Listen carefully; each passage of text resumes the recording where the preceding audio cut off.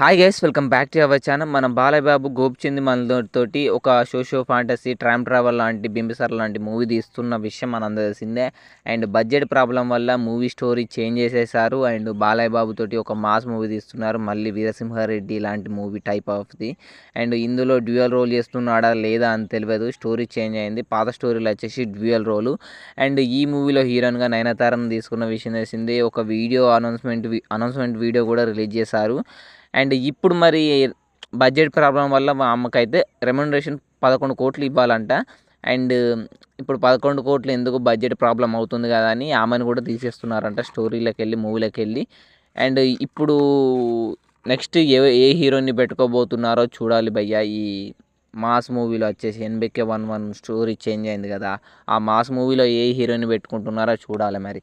And మీరు video కింద comment చేయండి ఏ హీరోని చేస్తే బాగుంటుందో అనేది కామెంట్స్ కింద.